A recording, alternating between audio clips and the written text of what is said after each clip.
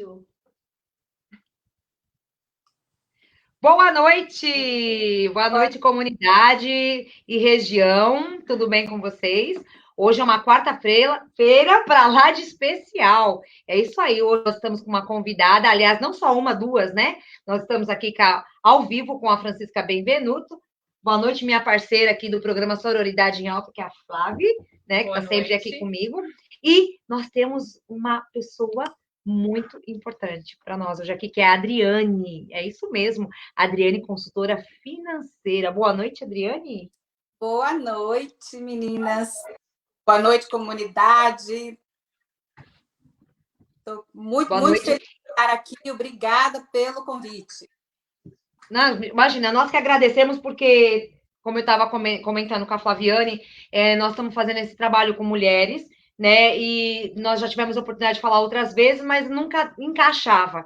Como a gente está fazendo esse trabalho focado com as mulheres e levando, né, esse conhecimento, então a parte financeira também é importante. Então, por isso que nós, lógico, né, solicitamos aí para você vir fazer parte conosco, porque saber sobre finanças e ser independente financeira é muito importante, né? Principalmente para nós mulheres imigrantes que vivemos nesse país. Eu diria que é primordial. Primordial, né? Eu agradeço muito também a sua presença, Adriane. Nós não nos conhecemos ainda. É um prazer falar com você hoje. É também um prazer conhecer pessoalmente a Francisca, né? Que eu já venho seguindo aí, acompanhando. Esse programa, como a gente sabe, Sororidade em Alta, ele vem trazer essa irmandade feminina, né? Ele vem trazer essa intenção de que as mulheres se reconheçam não como concorrentes, mas sim como mulheres capazes de construir seu próprio caminho, seja ele no lado psicológico, emocional, no lado físico mesmo, ou financeiro. E a gente sabe que é primordial para que você possa ter a sua vida em plenitude, que você não tenha tanto uma dependência do outro, que isso não se torne algo doentio, ou que não se torne algo que não seja saudável, eu diria, para a sua vida, né? Para a sua existência. Exatamente. Então, eu fico muito feliz mesmo que você possa trazer essas informações para nós, agregar conhecimento para a nossa comunidade, e sim, vamos alavancar aí muitas mulheres, né? Que elas possam, assim, galgar aí um caminho novo. Porque todas as áreas, né? Então, se a pessoa está com problemas na área financeira, afeta as outras áreas, na área do relacionamento, afeta as outras áreas. Então, na realidade, é um complemento e a gente tem que evitar de estar, eu falo capenga, né? Fraca em uma das áreas, né? Ou da saúde, por exemplo. Então, tudo um total que a gente tem que trabalhar. Exatamente. A gente tem muito aí uma dificuldade na nossa comunidade, a gente ainda vê muitos casos de pessoas que ainda não sabem como lidar. Eu costumo dizer que o brasileiro é o povo que mais faz dinheiro. Quando você conversa entre os americanos, não sei vocês, mas nos seus contatos pessoais, a gente tem aí um número financeiro muito alto na mão do brasileiro, que muitas vezes eles não têm ainda essa noção, outros já têm, fico muito feliz por isso. Mas acredito que seria muito bacana hoje poder trazer para essa comunidade essa informação de como você investe o seu dinheiro, como você investe, né, esse seu tempo. Enquanto você... a gente vai, logicamente, fixar aqui mais para as mulheres, mas enquanto você, enquanto família, enquanto comunidade, enquanto pessoa dessa comunidade brasileira está investindo o seu dinheiro, como fazer isso, né? Trabalhar a seu favor. Então, a gente conta muito com você para hoje nos esclarecer. E por que não a nós também? Todos nós vivemos uma vida de empreendedorismo aqui. Claro. Vamos lá. Aproveitando, eu queria também que a Francisca desse uma palavrinha, porque hoje ela realmente vive também nesse mundo corporativo e também tem uma visão muito grande nessa questão de finanças. Então, assim, se apresenta, né? O pessoal, embora conhece, mas é legal, porque tem três águias do lado de cá e uma águia do lado de lá. Então, queria que você falasse alguma coisa também. Eu estava tão quietinha, estava doida para falar com a Adriana. Um beijo para você, fiquei toda feliz de você estar lá acompanhando. E também, minha querida, um beijo que eu também estou ao vivo aqui no Instagram. No Instagram da Francisca. No Instagram da Chica. E, assim, eu penso que nós, mulheres, a depender da nossa criação, nós aprendemos essa dependência, né? Dentro de casa, do que vê, de como vê. E a primeira independência feminina, a principal tem que ser a financeira. Não como um pensamento de soberba, de que eu posso tudo, mas como liberdade realmente financeira e não utilizar outras pessoas como muletas para conseguir o que quer. E aí o que a gente imagina também é que muitas vezes, independente de estarmos nos Estados Unidos, mas vícios de comportamento do Brasil vêm para cá e a gente pensa, a gente não, muitas pessoas pensam que o fato de desembarcar nos Estados Unidos vai fazer com que você mude o seu conceito, os seus paradigmas, enquanto na verdade não é muito bem isso, né, Adriana? Não, e também eu trabalho muito feminino. E as mesmas dificuldades que nós temos, que são dificuldades em sentido da mulher, realmente entre homem e mulher. Então, aqui nos Estados Unidos, mesmo com todo o avanço, né, que as mulheres conseguiram, as mulheres ainda ganham uma média de 25% a menos do que os homens, ainda. Então, eu posso ser uma advogada e ter um advogado sentado do meu lado, no escritório, e só por ele ser homem, é bem provável que ele já ganhe 25% a mais fazendo o mesmo trabalho. Na hora de ter uma promoção, ele vai conseguir negociar mais, mas por quê? Porque ainda existe, né? A gente permite. Quando eu falo com as mulheres americanas, né? Todo mundo concorda. Outra coisa é que nós somos a pessoa, digamos assim, encarregada de ser a pessoa que cuida. Que é maravilhoso isso. Eu tenho uma filha, a gente cuida, né? Mas a gente cuida sacrificando a nossa renda, né? O nosso aposentadoria, tudo. E então também, ou então assim, tem lá uma família com 3 filhas e 3 filhos. Os pais ficaram doentes, geralmente são as filhas que vão cuidar. Então, a função de cuidadora, ela já está também embutida lá no paradigma, lá no subconsciente, lá porque eu sou mulher e eu tenho... Imagina, eu sou a filha, como é que, né? Eu sou um péssimo exemplo, porque eu sou a única filha e minha mãe está no Brasil, né? Então, mas o que eu digo assim, eu me sinto mal. Por isso somos todas as péssimas, porque está todo mundo no Brasil. Eu pensei mesmo, minha mãe está lá com 2 filhos e eu aqui 8.000 quilômetros. Exemplo, né? Mas o que eu digo é assim, se nós estivéssemos no Brasil, existe aquela expectativa que a filha vai parar com tudo e vai cuidar dos irmãos, talvez não. Então, assim, não estou dizendo que é assim, estou dizendo que existe aquela expectativa, né? E a outra coisa que acontece com relação a investimentos é que as mulheres, não que elas não tenham capacidade de aprender, porque, olha, a gente aprende, olha, se você tem uma situação complicada, você vai atrás. Mas, por exemplo, na hora de fazer um investimento, as mulheres elas são mais conservadoras, né? Acho que é a palavra em português. Conservadoras, Medo de perder, ou elas acham que eu não entendo nada dessa coisa de mercado e tal. E os homens não, do mesmo jeito que ele é mais agressivo para pedir um aumento, para chegar e falar assim, olha, não, eu quero esse trabalho, mas eu quero tanto. Ele também é mais agressivo na hora de investir. E aí tudo isso cria, ano após ano, uma situação financeira de risco para a mulher, porque sem contar, né, no caso, as expressões que eu uso é o seguinte, que a gente tem que ter opções para poder fazer escolhas, né, para mudar a situação, né, o que está acontecendo agora, como foi diferente a experiência desse vírus, uma pessoa que tem uma reserva financeira comparado com uma pessoa que não tem essa reserva financeira. Quer dizer, a gente fala assim, estamos todos na mesma tempestade. Sim, a mesma tempestade, mas tem gente de barquinho e tem gente de iate, né? Então, assim, qual que é a diferença, né? Mas, além de tudo isso que acontece na vida... No meu caso, eu estou voando. Eu não estou nem de barquinho nem de iate, eu estou de helicóptero. Gostei, Adriane. Vocês são poderosas, é por isso que a gente vai empoderar outras mulheres. Vamos! Né? Isso, mas o que acontece que daí prejudica mais ainda na nossa aposentadoria, digamos assim, é que a gente vive mais tempo do que os homens. Então, não só a gente ganhou menos a vida toda, nós nos dedicamos aos outros, não investimos de uma forma agressiva, mas agressiva que eu digo assim, agressiva consciente, né? E ainda por isso a gente vai viver mais. Então, é por isso que existe um grande nível de pobreza entre mulheres idosas, né? Então, é uma coisa que a gente tem que mudar a cabeça da jovem, né? Daqui ainda tem 30, 40, né?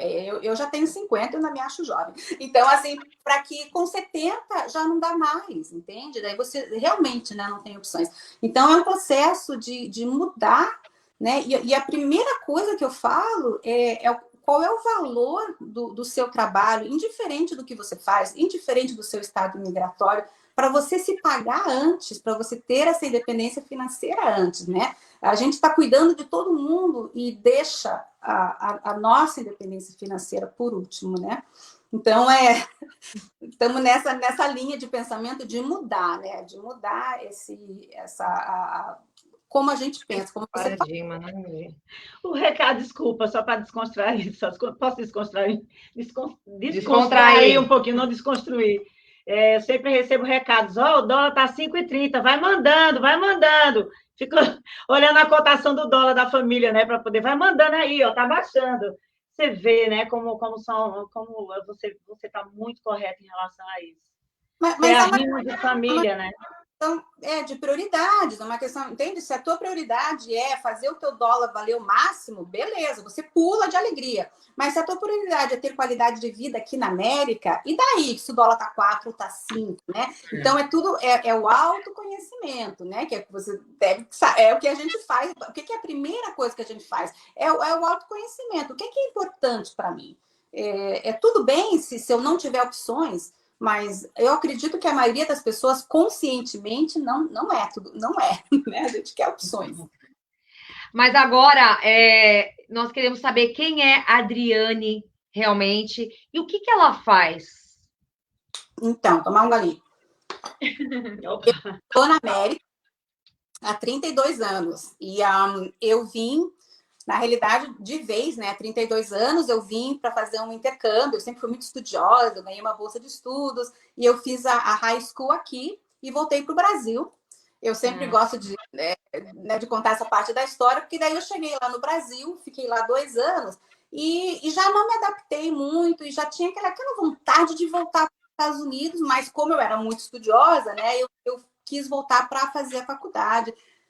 Eu consegui, eu estudei, só que no dia que eu cheguei, dessa segunda vez, né, eu caí numa cidadezinha chamada Freehold, que é no centro de New Jersey, e no dia que eu cheguei, eu conheci o meu marido, que é um brasileiro da mesma cidade, a gente veio se conhecer aqui em Freehold, né? Então, cheguei e fiquei, né? Aí eu brinco com ele que estava me esperando, né? Era de um outro bairro de Curitiba, né? Então, aí eu fiz a faculdade, eu sou formada em comércio exterior, também em economia e finanças. Adoro o trabalho. Eu trabalhei muito em Nova York, mas é bem longe aqui da minha cidade, né? Dá 2h30 para ir, 2h30 para voltar. Então, daí quando eu tive a minha filha falando, né, em escolhas, né?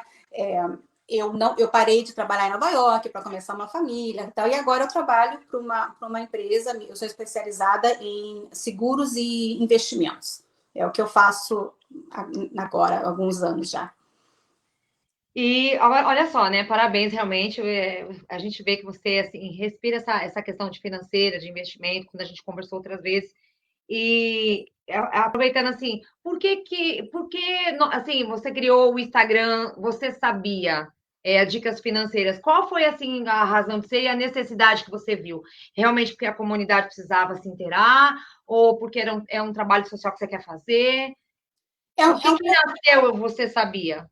É um pouco do tudo, né? Porque como a minha especialidade é na área financeira, é minha obrigação saber essas coisas, né? Mas aí o que eu percebi que eu cheguei lá 30 anos atrás e muitas das coisas que eu não sabia e precisava de que alguém me informasse, muitas das dificuldades que eu tive há 30 anos atrás, as pessoas ainda têm hoje.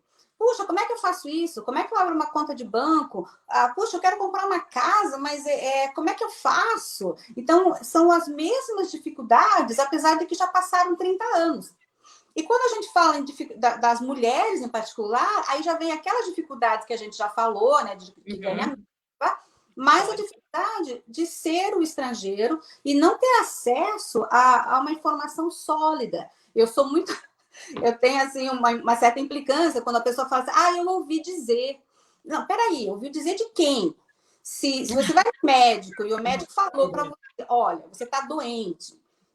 Puxa, você não fala, eu ouvi dizer que eu estou doente, né? Então, por quê? Porque você acredita naquele médico, né? Não estou falando que a gente não deve dar conselho para as pessoas, mas se alguém vem me fazer uma pergunta de imigração que não é a minha área, eu falo, olha, eu não sei. Procura especialista. Eu sou advogado, sabe? Então, aí eu comecei a perceber que muitas pessoas realmente não sabem o quanto de direitos que elas têm aqui nos Estados Unidos em termos de área financeira, em termos de fazer um seguro, em termos de economizar. Então, o Você Sabia, ele é dicas para promover esse empoderamento financeiro. Porque, como vocês falaram, existe sim muita gente ganhando muito dinheiro, mas é porque está trabalhando muito. De repente, se essa pessoa sofre um acidente, alguma coisa, acabou. Né? Então, como é que você planeja uma vida saudável, uma vida de balanço, né, em termos financeiros e de trabalho? Mas eu só estou aqui por algum tempo e vou embora. Tudo bem, mas e se você não for? Né? Você tem você tem opções, volta naquilo que eu falei, né? Então, por isso que eu comecei o Você Sabia, e ele tem muita coisa, ainda muito material que vai ser colocado, né? Eu gostaria muito que as pessoas também me mandassem perguntas, né? Mas a ideia é começar do básico, entende? Como que eu abro uma conta no banco? Como que eu estabeleço um crédito?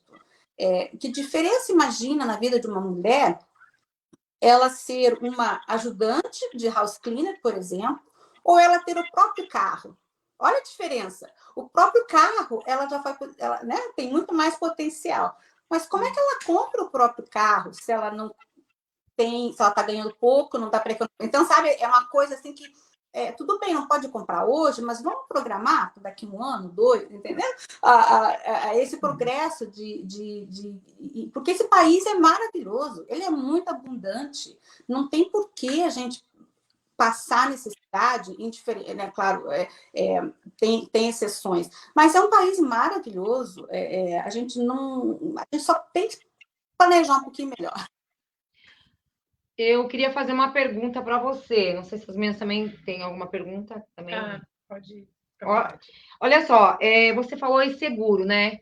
Uma pessoa, eu posso chegar aqui, vamos supor, estou aqui há 1 ano, eu quero fazer um seguro, só que eu não tenho nenhum status imigratório. Eu posso fazer um seguro em vida e digamos que daqui 6 meses eu descubro que eu tenho um câncer. Existe esse tipo de seguro aqui em vida? Para quem não tem status imigratório? Cada Eu companhia... recebo, se existe, e eu recebo realmente de fato, se eu fizer um seguro, porque a gente vê assim, muita gente que passou por isso e não teve, também o de funeral, as pessoas ficam em dúvida. Então, eu quero saber, e uma das coisas que eu acho muito importante isso. Então, o seguro, cada empresa tem critérios diferentes, né?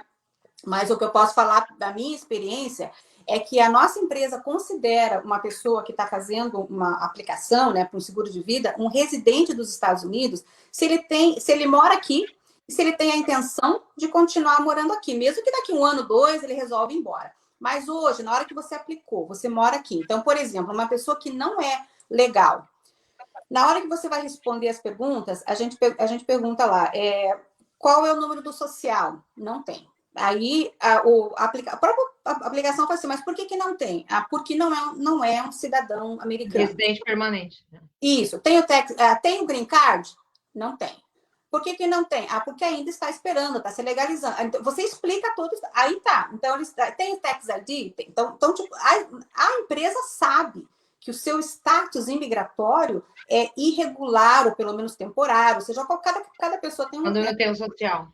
Aí, o que é importante para a nossa empresa é saber que você realmente é uma pessoa que não está aqui por 1 mês e vai embora, entendeu? Que você tem uma expectativa de ficar aqui. Aí eles perguntam, há quanto tempo você está nos Estados Unidos? Eu estou aqui há 3 anos, já tenho filho, trabalho no lugar tal, tal. Então, isso cria um status de residente indiferente do seu estado migratório. E o que é um exemplo assim, mais visual disso é que um cidadão americano que mora lá na França, por exemplo, ele não teria como comprar um seguro hoje. Né? Ele pode até ter comprado anos atrás e resolveu se mudar, continuou pagando, tal. Mas quando ele fez aquela aplicação, ele tinha que estar morando aqui. Então, quando as pessoas falam, daí tem outra coisa, puxa, mas eu vou fazer a aplicação, eu vou pagar o seguro, mas daí se eu morrer, a minha esposa não vai ter o seguro, porque eu vi dizer que porque ela é ilegal.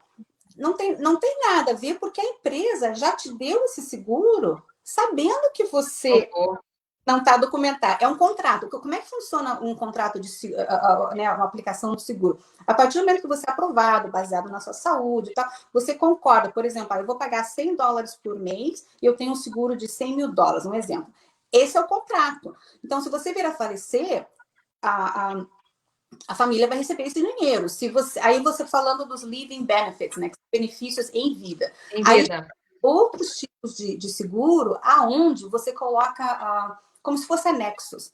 Então, um seguro que eu acho que é importantíssimo para as mulheres, voltando naquilo que a gente falou, né? É que se você fica com uma doença crônica, não pode ser assim uma doença temporária, tipo, teve um acidente, quebrou a perna, mas vai ficar boa. Um exemplo, câncer.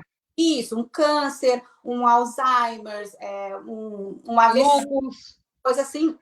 Coronavírus. Oi? Não, doenças crônicas. Que não... Mas sabe que o coronavírus, por mais importante, tem gente que está se recuperando do coronavírus com sequela, né? Então, sim, é uma coisa permanente. Aí então, existem lá, né? A gente pode entrar em mais detalhes um outro dia, mas existem 6 atividades do dia a dia que a pessoa tem que fazer, que é o que a gente faz normal. A gente acordou, levantou da cama, essa já é uma. Aí você vai no banheiro, toma um banho, já é 2. Aí você se veste, já é 3. A partir do momento que você não pode fazer 2 das 6, você já qualifica. Aí você, claro, você vai ter que ter um médico dizendo que realmente você, né? Aí você já tem acesso a esse dinheiro. Empresas diferentes têm tipos diferentes. Tipo, esse seguro que eu estou falando, você teria lá o valor, né, calculado a 2%. Tá? Sei que uma pólice de 100 mil, você teria $1.800 por mês. É um cheque que é enviado para você enquanto você está nessa situação de... Uma pólice de 100 mil? Isso, é um exemplo, né? Então, você imagina, se você comprar uma pólice de 1 milhão, né? Então, assim, existem várias apólices. Tem outras apólices que daí já não é seguro de vida, que a gente chama disability. Que se você fica...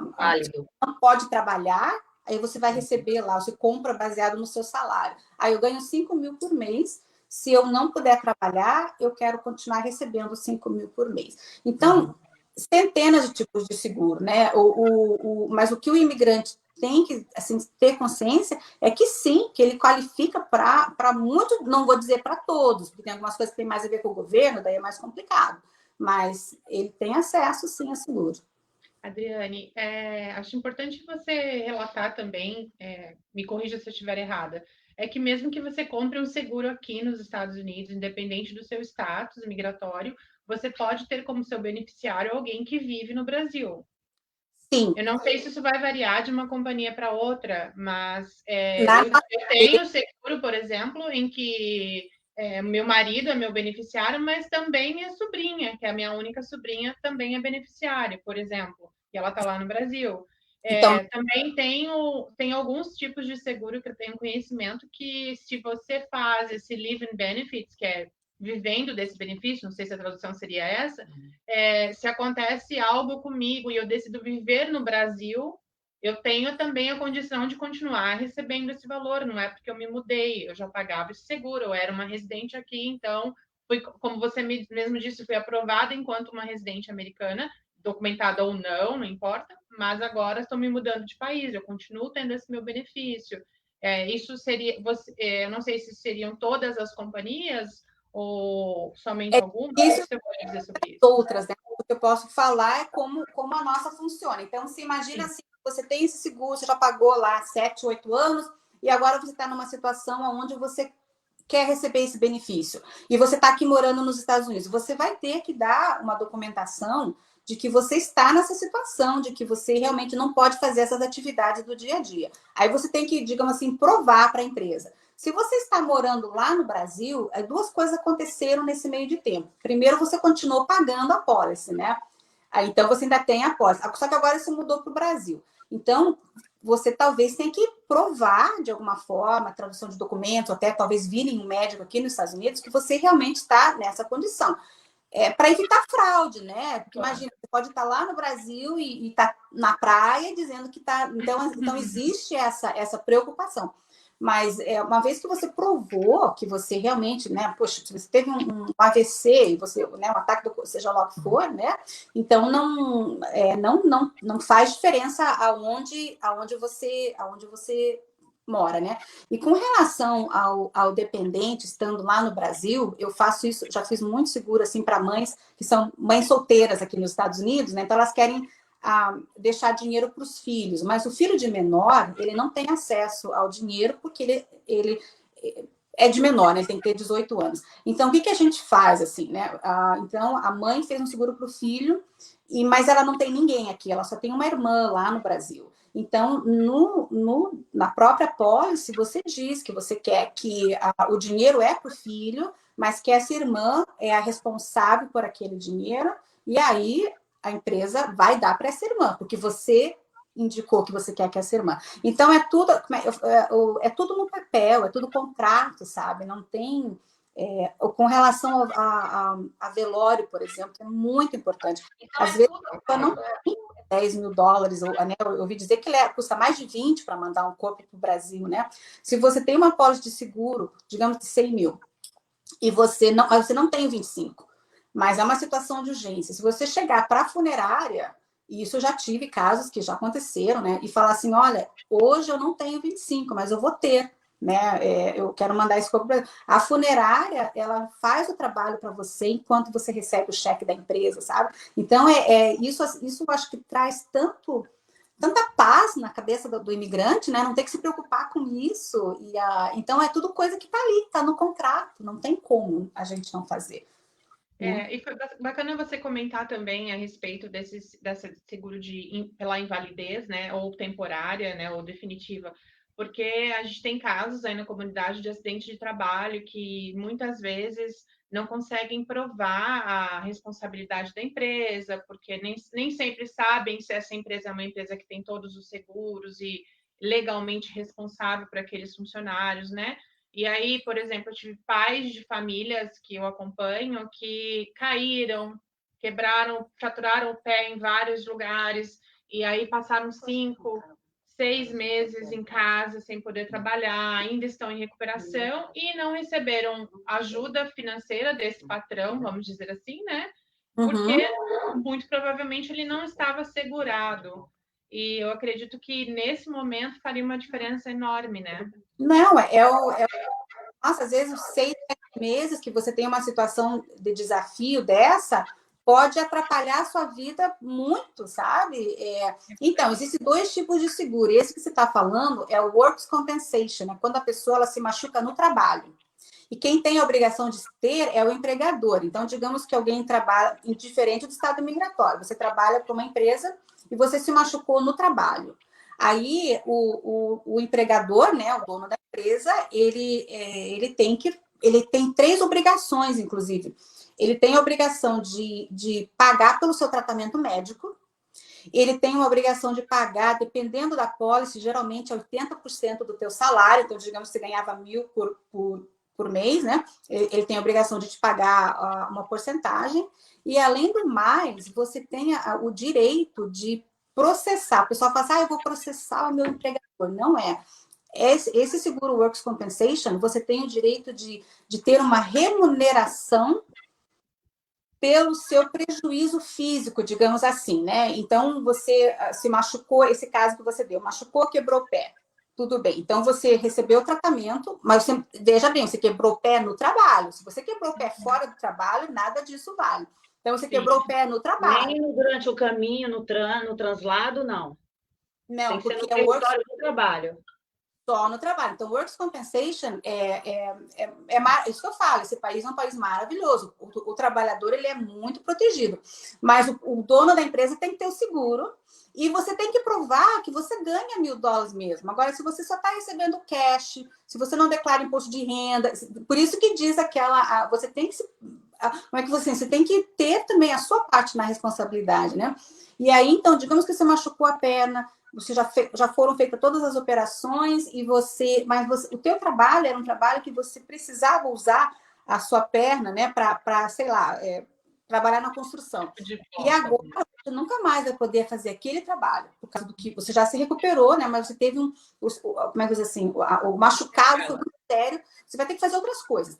Você tem direito a receber uma indenização por ter perdido aquela, até a gente fala assim, né? Tipo, ter perdido aquela parte do seu corpo para fazer aquele trabalho que você fazia antes. Entende? Aí por que complica? Isso é o tipo de coisa que existem advogados que fazem só isso, é workers' compensation, caso de workers' compensation. Demora 1 ano e meio, 2, mas cada pedacinho, né? Eu sei que é meio mórbido falar isso, mas cada pedacinho do nosso corpo tem um valor, é uma tabela já. Ah, você foi lá, você perdeu um dedinho, você vai receber tanto. Ah, você foi lá e Deus do livre, perdeu uma perna, você vai receber tanto. Sabe? Então, não interessa, já é um valor estipulado. Eu entendo, é por nível de importância do membro para a sua sobrevivência, talvez, né? Não é uma tabela. Perdeu uma orelha, tanto. Perdeu sabe? Então, assim, todas essas pessoas... Então, eu perdi a chance de trabalhar, agora eu ando, por exemplo, manco, por causa do meu joelho, tá? Quanto é que vale andar manco? Então, caiu no que ela está exatamente eu falei. Eu tenho uma pergunta, se a Adriane me permite, que tem a ver com o começo do que você falou. Na verdade, é uma dúvida minha. Quando você me diz que 2 profissionais, ele é uma mulher e um homem, eles estão na mesma vaga, concorrendo na mesma vaga, e um ganha menos, a mulher ela sempre ganha menos, 25% a menos. Isso se tornou um vício entre o mercado, ou isso foi uma regra pré-estabelecida? E a outra pergunta é: o capital psicológico de uma empresa, ele não entra nessa soma? Porque o capital psicológico, ele é importante para o negócio. Mas, veja, não é tanto a empresa, né? A minha empresa, por exemplo, não é assim, porque a gente, como nós somos recompensados, não tem nada a ver com isso. Mas o que acontece? Ela é na hora da entrevista, por exemplo. O trabalho está lá. O salário, por exemplo, é 50 mil que eles estão oferecendo. Aí vai uma moça recém-formada e um rapaz. O rapaz chega lá e fala assim, olha, eu até quero esse trabalho, mas eu quero 60 mil. Entende? A menina não faz isso. A menina, ela puxa, meu primeiro trabalho já tem isso. Você entende? Então, é lá do merecimento, sabe? Na crença de merecimento. Eu imaginava que esses 25% a menos fosse, talvez, o tempo que ela ficasse fora, pela maternidade ou pela ausência dela, né? Por alguns aspectos, talvez, porque mulher tem algumas ressalvas que a gente tem que considerar aí, né, durante esse período. Mas eu considero, mesmo apesar de tudo isso, eu não tive nenhuma dificuldade, mesmo por ser mulher, e eu acredito, mesmo com tudo isso que a gente vê, que cada caso é um caso, os Estados Unidos, ele realmente ele honra o trabalho, ele honra realmente quem produz, a produção. Eu sinto isso, né, Mônica? Não sei se vocês sentem isso. Quem produz verdadeiramente, paga os seus impostos, ele realmente honra, né? A Adriane queria puxar, desculpa se eu sair, você pode continuar aqui, mas é só para eu não perder esse foco de uma pergunta que veio aqui para mim. Você comentou ali em algum momento no Você Sabia, no seu Instagram, você mencionou que as pessoas precisam saber, as perguntas ainda são as mesmas, de 30 anos atrás para agora, como é que eu compro uma casa, como é que eu cresço meu crédito, né? E a gente tem aí uma comunidade grande, a gente tem um número grande de indocumentados, né? Mas é bastante importante, eu acho, para a nossa comunidade que as pessoas possam ouvir você explicar um pouco mais sobre isso. É importante que essas pessoas cresçam esse crédito. Como crescer esse crédito, né? Como aumentar esse crédito? Qual a porcentagem do que eles deveriam guardar para isso? Ou, obviamente, explicação... A reserva, isso. Porque aí a maioria das compras de casa, hoje em dia, a gente tem aí entre 20% e 30% de payment down, que seria a entrada. Se você não tem esse dinheiro, você provavelmente não consiga, ou o seu valor mensal seja muito alto. Mas desmistificar o que você está falando. A questão até da compra da casa é uma complexidade. Não é só o payment. Não, isso tem várias taxas. exato. Vai entrar um processo muito é variado. muito complexo falar sobre cada isso. Mas caso é um caso. Eu acho assim, importante que a gente tenha hoje essa informação para a nossa comunidade, para aqueles que estão nos assistindo, não só aqui, mas também no Brasil, que o que você precisa cuidar no seu crédito, na sua reserva mensal, porque eu posso dar um exemplo pessoal. Eu fui lá entre 7 meses para me estabelecer no que eu precisava para comprar a casa, mas foi um processo de quase 1 ano, foi um nascimento para você ter o seu crédito ok. E aí, por exemplo, a Mônica comentou isso. No caso, existem várias situações. Meu marido é um veterano americano, então ele não precisou ter o payment down, mas mesmo assim a gente desembolsou quase $20 mil. Uau! Em taxas e tudo mais. Então, eu sei que as regras são enormes, né? Mas para o nosso ouvinte, que eu acredito que seja um número maior dos nossos ouvintes, que estão aqui há 10 anos, muitas vezes, até 20 anos, e ainda pagam aluguel, qual é o primeiro passo? O que essa pessoa deveria fazer para crescer esse crédito, para conseguir essa reserva? A questão das taxas é particular de cada um, mas a gente sabe que muitas pessoas ainda não pagam, aí caem numa situação de acidente, como você já mencionou, e tem todo esse problema. Então, o que você poderia nos explicar sobre isso?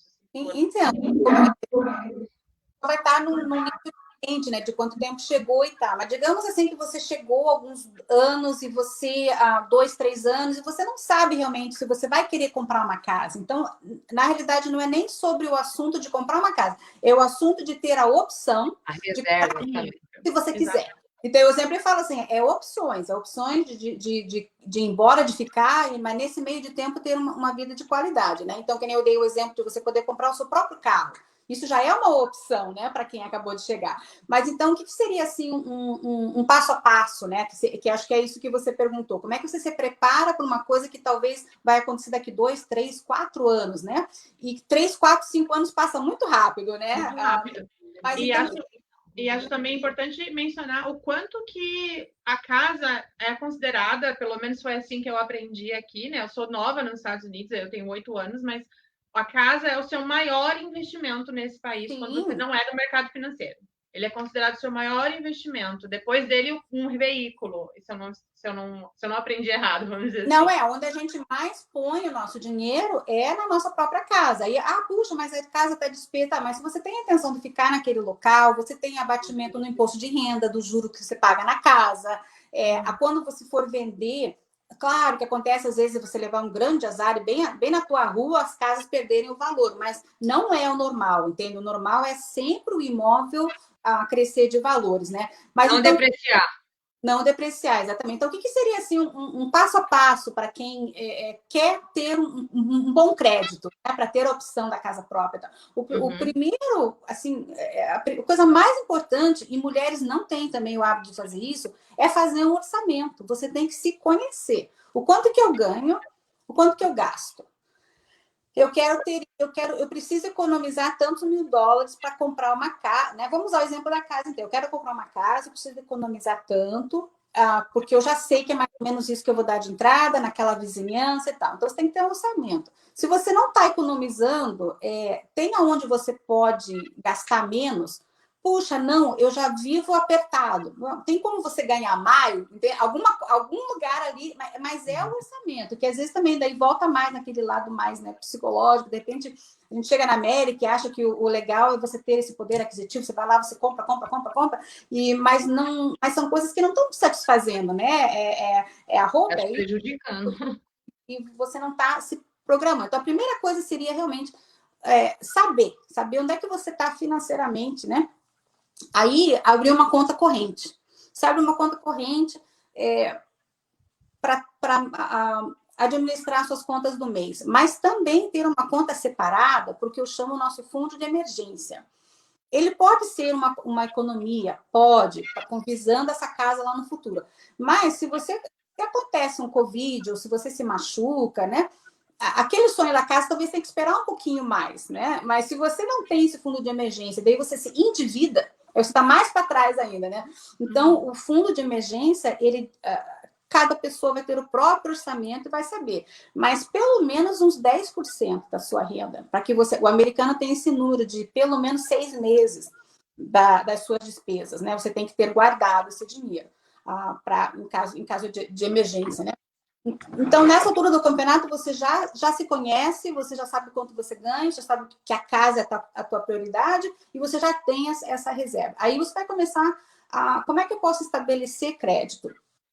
Eu falo lá no Você Sabia que a gente pode usar cartão de crédito para estabelecer crédito, mas eu falo que tem que ter uma cautela para você não se endividar também, né? Então, como é que você... O porquê do cartão de crédito? Porque o cartão de crédito, conforme você vai usando, o débito não, mas o cartão de crédito, ele é reportado por uma instituição que chama o FICO. E o FICO é onde você vai ter uma numeração conforme você tem esse crédito. Você vai usando, mas o que é uma numeração boa?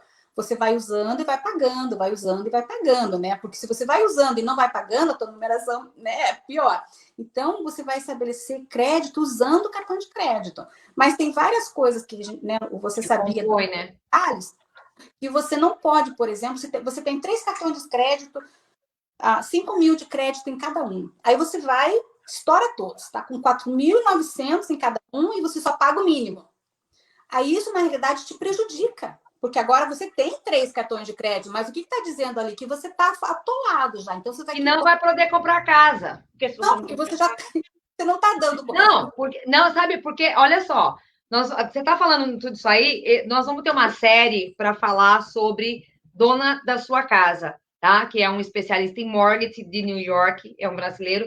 Por que eu te falo isso? Porque ele está dando aula de finanças, para entender algumas coisas também. Então, ele estava assim, dizendo o seguinte, para quem quer comprar uma casa, cartão de crédito é um perigo, porque na somatória que eles fazem dos mínimos dos cartões, vai influenciar na parcela do seu mortgage, por isso que aumenta o seu payment. Então, quando ele disse isso, eu falei, meu Deus, eu achei assim tão interessante, eu nunca imaginava uma coisa dessa. Sabe o que eu fiz? Eu tinha um cartão fuleiro, como diz minha amiga, de $300. Eu falei, meu filho, o que você está fazendo aqui? Isso não me pertence, $300 para que ficar... Não, mais um só para fazer conta dos meus mínimos quando eu for comprar minha casa própria? Melhor coisa que ele me disse. Então, por isso que eu quero até dar essa abertura para falar isso, que eu achei muito interessante. E eu já estou até anunciando essa série que a gente vai ter, porque nós podemos ter, sim, a casa própria aqui nos Estados Unidos. Não é isso?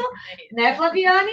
Eu acho importante mencionar, não sei, Adriane, se entra nisso, mas a questão dos 30%. Muita gente me pergunta isso. 30%. Eu vou dar só uma esticada aqui. Já sei, né? Isso, pelo menos, você pode dizer para a gente se isso é o melhor ou não. Mas para as pessoas que estão começando o seu crédito agora, eles muitas vezes recebem ofertas de cartão de crédito em casa. Porém, como não tem crédito ainda, depois ele não é aprovado, mesmo que ele tente fazer essa aplicação. E existe só uma marca de cartão de crédito que a gente pode falar. Não, a gente está falando de Negrino. Que é a Capital One, que é a única que aceita você não ter histórico de crédito ainda. É o que te dá. Então, ela começa aí nos seus 300, aí depois de 6 meses, mais ou menos, vai para, sei lá, 1.000, ou vai aumentando conforme o seu uso e pagamento. Good stand. Lembrando que muitas pessoas, até eu tenho muitas famílias que me perguntam sobre isso, recebem propostas de cartões de crédito em casa. Mas, dependendo do seu status migratório, você não tem a flexibilidade ou a opção de aceitar, de fazer essa aplicação. Então, quando vem, mesmo que venha no seu nome, ou que venha ao residente, simplesmente rasgue isso, mas rasgue mesmo e jogue no lixo, para que ninguém use o seu nome, as suas informações para uma fraude, porque isso também existe, infelizmente, aqui nesse país, né? Porque... É importante saber. É o mais difícil. Você sabia que fala só sobre o cartão de crédito? Às vezes, quando você não tem crédito nenhum, você tem que comprar você pega um cartão de crédito onde você coloca um depósito lá, por exemplo, você coloca $300 naquele cartão de crédito. Na verdade, é o seu dinheiro, né? Pré-pago, né? Isso, pré-pago. Mas é não pré-pago. ou o Mastercard, por exemplo, o Capital One faz isso. E aí, o que você está fazendo? Porque a ideia aqui não é você ter um monte de crédito, é você estabelecer crédito. Aí você recebeu aquele cartão lá de $300 e você usou para ir no mercado, usou $100, depois você pagou tal. Aí eles vão aumentar para 1.000, 2.000. Vai chegar uma hora que quando você for pegar o teu segundo cartão, você não vai precisar fazer o depósito mais, mas porque você é um bom pagador. E quando você tem vários cartões e eles não estão todos estourados, o que ele está dizendo? Qual é a mensagem que você está passando para o banco que vai fazer o teu mortgage? Que por mais que você tenha lá 30 mil, digamos que tem 3 cartões, cada um tem 10 mil, e você usa 2, 3 mil, você paga, usa de novo e tal. A mensagem que está passando para o banco é que você é uma pessoa responsável, você tem todo aquele crédito. Então, uma das coisas que dá esse número do FICO é o quanto de crédito que você tem comparado com o quanto você já usou, quanto você está estourado. Então, na realidade, você ter, não é que é necessário você ter, mas se você tem lá $30 mil de crédito entre vários cartões e você não usa, você só usa 2, 3, 5, é bom para você porque aumenta o teu score. O teu score tem que ter, sei lá, 600, 700, né? Então é essa a ideia do cartão de crédito. Mas o que acontece com o cartão de crédito? É muito fácil, a gente vai gastar e não percebe o quanto gastou. O juro, ele é compound. Então, se você gasta, chega uma hora que você não consegue mais pagar. Então, você tem que ter muito cuidado. Mas o único jeito de você ter um cartão de crédito vai ser, a tua informação vai passar para o FICO, é um cartão de crédito realmente, um Visa, um Mastercard. O debit não faz isso, né? Só de crédito mesmo. Porque daí o que acontece? Você existe, entendeu? Quando você vai comprar uma casa, você tem que existir no papel. Você já tem. Aí você vai comprar um carro, por exemplo. Se você tem o teu score alto, acima de 600, ele começa em 300, né? É um outro você sabia. Você paga menos juro. Então, às vezes as pessoas falam, puxa, mas eu vou pagar imposto. Isso. Aí, mas, gente, você tendo um crédito bom, você vai pagar menos juro na casa, vai pagar menos juro no carro, né? Então, Quanto maior o score, menor é os juros. E essa é uma maneira também das pessoas entenderem, mesmo que você não tenha ainda um valor financeiro, uma reserva financeira para um investimento, que seria uma outra explicação sua, você tem ainda como fazer o seu dinheiro trabalhar a seu favor, né? Eu digo assim, que assim que eu me comprometi a compreender a parte financeira e a dizer assim, eu estou vivendo uma situação e quero viver melhor financeiramente, não quero ficar contando moedas e tal, eu tenho que dominar as finanças. Então, a gente tem que se posicionar. A partir desse momento, você pensar quanto você ganha por hora, você começa a pensar o quanto você vai pagar pela pessoa que presta o serviço para você. Porque quanto que ela está ganhando por hora? Quanto eu demorei para fazer aquele dinheiro? Isso é fazer o seu dinheiro trabalhar para você em miúdos, trocando em miúdos. Então, quando você fala de subir o credit score para você comprar um carro, para começar um carro, ajuda você a crescer o seu crédito muito também, né? É uma ótima opção para quem está começando, para depois ir para casa. Todos os indicadores, né? Sim. Porque daí você pensa assim, mas se eu comprar agora, eu vou pagar 400 por mês. Só que se você juntar em 5 mil por semana também, e você for ali dar um payment down, dar uma entrada, o seu score vai estar maior naquele momento, o momento que você juntou esse dinheiro, e você vai pagar 300, 280 por mês. Não vai morrer nos juros. Então, isso é fazer, mesmo que não sendo um investimento que você está vindo, assim, vendo na sua mão esse retorno ainda, você não tem essa visão, eu acredito que isso também é fazer o dinheiro trabalhar a nosso favor. Não, isso é uma coisa que falha muito, né? As pessoas verem. É um investimento da pessoa, entendeu? Eu existo, eu tenho um bom crédito, eu posso chegar, volta naquilo que eu falei de opções. Eu quero ter a opção de poder comprar um carro que eu quiser. Eu não quero carro novo, não tem problema. Mas você tem a opção. Você tem a opção de comprar casa quando você quiser, sabe? Porque do mesmo jeito que o estrangeiro que não tem crédito nenhum, ele tem a mesma dificuldade do que se ele tivesse um crédito ruim. Por isso que eu dou essas dicas para estabelecer crédito, né? Mas tem que ter cuidado, né? A pessoa endividada também, né? Então, mas você tinha perguntado da casa, né? Então, você imagina assim, uma pessoa que ela já estabeleceu um certo crédito, ela já tem lá um crédito de 700, por exemplo, ela até não pode, até não, de repente ela não tem assim muitos cartões de crédito, nada, mas ela já existe no papel, entendeu? A hora que ela dá lá o social dela, o Tax ID, e é feito o relatório, vão dizer, não, essa pessoa já tem um histórico de pagar as contas em dia. Nossa, ela tem 30 mil de crédito de cartão, mas ela só está devendo 3, por exemplo. E tudo isso tem a ver com como é que o seu valor vai ser calculado. Uhum. Mas, além disso, ela tem que ter pago imposto de renda por pelo menos 2 anos. Então, você vê como é um processo. Então, um dos Você Sabia é justamente isso. Como é que você se prepara para comprar a casa própria? Sim, você tem que ter o dinheiro da entrada, você tem que ter um crédito bom, mas você também tem que ter prova de renda. Né? Isso que eu te falar, quantos anos eu preciso ter, por exemplo? 2, é isso que eu queria que ela... Pelo 2 menos... anos está pagando seus impostos, no mínimo 2 anos. No mínimo 2 anos. Ou seja, pagar impostos sempre vai beneficiar você em vários quesitos. Você veja... 3% ao ano, né, o imposto. Oi? 3% ao ano o imposto. Não escutei, desculpa. 3% ao ano chega a ser o imposto do financiamento da casa própria. Para quem mais para quem daí já é cidadão e tudo, mas você pode dar pouquíssimo de entrada e também ter né? Mas isso também é uma outra coisa que eu penso assim, o que a gente paga de aluguel é tão alto que mesmo que você pague um juro mais alto um pouco na tua casa própria, às vezes a tua qualidade de vida é muito melhor, você tem a tua casa própria, sabe? Então, assim, por mais que a gente, quando não é documentado, não tem esse direito, esse juro maravilhoso, ainda tem muitas opções, mas tem que ter um bom crédito e tem que ter o imposto.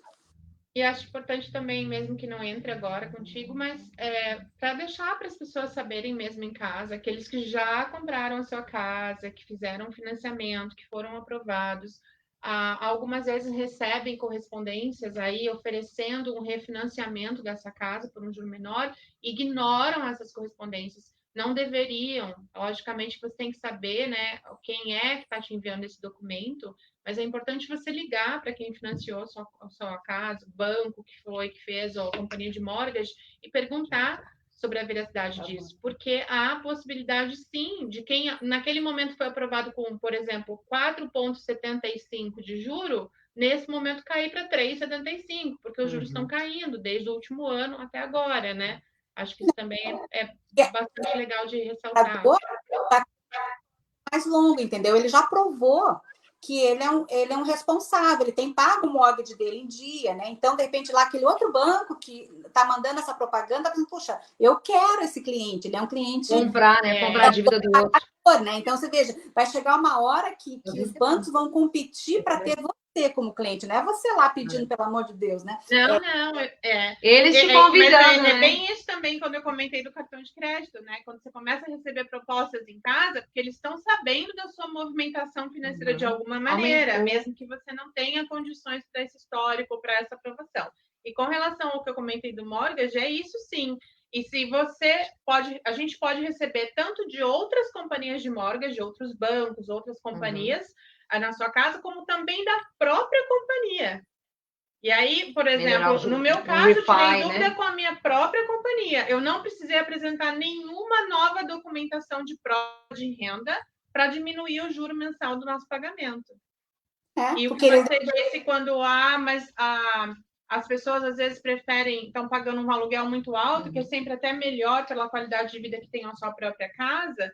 Sim, se você tem a intenção de continuar vivendo nesse país, se você não tem essa intenção de voltar daqui 2 anos ou 10 anos, ou 5 anos, que você tenha sim a sua casa. Você pode vir a pagar pela sua casa hoje, o que não é considerado um investimento em algum momento, mas pense comigo, se você pagar 10 anos de um aluguel de $1.000, e em 10 anos você vai estar pagando 10 anos do seu mortgage de $1.000. Ou pagando o mortgage de alguém. Pagando o mortgage do outro. Então, nós temos 5 minutos. 5 minutos. Adriana, não, a gente viaja. Só para a gente encerrar, porque sobre essa questão de compra de casa, nós vamos ter uma série para falar isso aí talvez 2 ou 3 dias. Então, aí a gente vai ter que entrar numa complexidade. Então, para encerrar, só para a gente, com $150, eu posso fazer um investimento e viver de juro composto? Depende de quantos anos. Gostou da piada, né? Olha, duas coisas, né? Então, 4 minutos para você responder.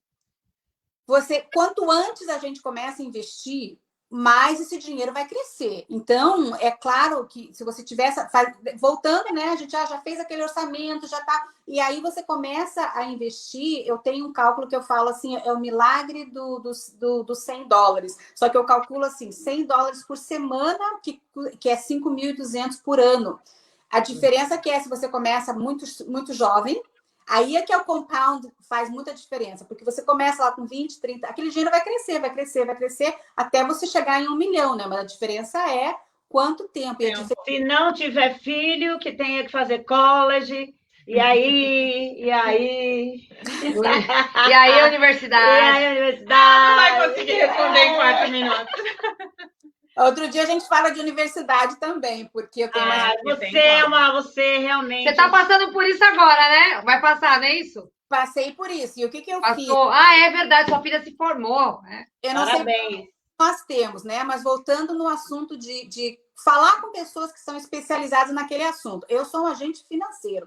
Minha filha na faculdade, o que eu fiz, meninas? Eu contratei uma empresa especializada em ajudar famílias a pôr as crianças no college e ter o máximo de bolsa de estudo. E foi o melhor dinheiro que eu investi. Procurar mentores, né? É importante isso. Olha, minha menina... Nossa, eu vou querer essa dica. Isso é muito importante. Eu não sabia que existia esse tipo de ajuda. A minha menina, né? Ela conseguiu, assim, ela está indo para uma escola particular, 54 mil por ano. Ela conseguiu mais de 40 mil de bolsa. Isso porque... Mas isso é um GPA acima de quanto? Ela tinha lá 3,2, mas sabe o que é? As universidades... Uau, 3,2, top! Meu filho tem 3,87. Então, porque as universidades americanas, elas têm muito dinheiro para dar. E eu não sabia. Volta naquilo que a gente não sabe, né? Nossa! Olha, ele me deu as dicas das faculdades, falou assim, olha, essa faculdade aqui nem vai, porque não vai te dar nada. Essa aqui vai te dar tanto, essa aqui vai te dar tanto. Porque o americano, ele tem muito orgulho de onde ele foi para a faculdade. Então, ele investe no estudante. Por quê? Porque aquele estudante vai se formar ali, é que nem... Eu brinco, quando você tem orgulho do teu time de futebol, que você, né? O americano que se forma na faculdade e tal, a gente chama alumni, ele vira um alumni daquela empresa, daquela faculdade, desculpa. Ele ajuda, ele contribui. Tem gente que morre e deixa heranças para a faculdade. Sim. Então, eu não sabia disso. Aí, quando eles falaram... Olha, por isso que eu amo esse país, sinceramente. Amiga, eu pedi, ganhei. Legal. Adriana, o assunto de finanças, ele vai muito longe, né, meninas? Então, assim, 1 hora a gente vê que é muito pouco. Mas todo mundo, pessoal que está assistindo, se tiver alguma dúvida, eu vou colocar o link aqui do Instagram da Adriane. Ela é agente de finanças. Se você quer melhorar seu crédito, quer ter algum outro tipo de informação financeira, pode entrar em contato com você, é isso? Pessoa também quer estar interessada em fazer seguros, entender melhor, você dá esse tipo de consultoria. Seguros, investimentos, até investimentos para economizar para college, eu faço, né? E fiquem à vontade a perguntas, né? Pelo Instagram. Muito bom, muito obrigada por todas Gostei dessa assessoria aí de universidade. Eu vou pedir aqui, eu estou bem enxerida, né? Fiquei calada só ouvindo, mas eu quero bater palmas para você, ó. É verdade. Viu? Uma mulher de finanças, eu aprecio muito. Olha, sinceramente, viu? Eu imagino como seja a sua cadernetinha. Tudo anotadinho no Excel. Tá, não é... Mas eu sou muito... Não, mas pelo menos você pode não ter assim, mas você tem a noção, e isso é importante. Eu acho que a fotografia financeira é o que vai fazer você dar esse seu passo adiante e determinar qual é o tipo de trabalho que você está olhando, né, Adriane? Acho que o mais importante deixar, então, para as pessoas é isso. Faça sua fotografia financeira. O que realmente você gasta? Às vezes a gente acha que Eu aquele preciso disso. cafezinho e aquele pãozinho no aula de manhã é Aquela poa imprescindível, voando. né? Quando, na verdade, não é. Esse cafezinho, Eu preciso ele vai disso. fazer a diferença para você no final do mês. Você nem notou isso ainda, né? Gente, você vai comer fora com a família, é $100. É esses $100 que eu tô te falando, que se você investir por semana, né, você vai virar um milionário. Mas Porque o comer fora aqui nos Estados Unidos é o serviço, não é nem tanto o que você come. É o serviço que você, né? Que eles que realmente é o serviço que se vende, né? E vende hora, e aí sucessivamente, que eu sou muito contra isso de hora. Pois é, vai 1 minuto, vai. Dri, muito obrigada, Adriane Medeiros. Obrigada. Eu vou colocar aqui, eu posso colocar o seu Instagram, as pessoas te procuram inbox, pode colocar seu telefone, o que você prefere? Os dois. Tá, Se tiver algum assunto que a gente pode voltar. pode fazer perguntas, chamar a Adriane, tá ótimo, tá ótimo. Mas a gente vai ter desconto, né? Com certeza. Vamos fazer seguro, hein? Bem interessante, investir na bolsa.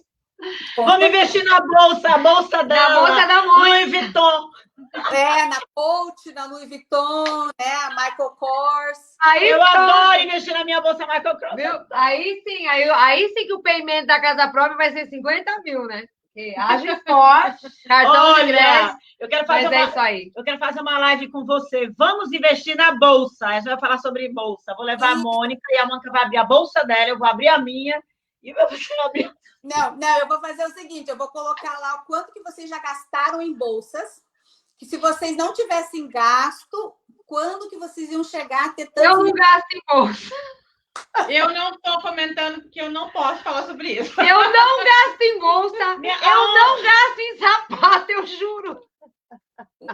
Socorro. Muda o assunto. Adri, gratidão. Beijo. Muito grata. Foi muito bom esse bate-papo. Muito obrigada. Foi uma ampliada, assim, um norte.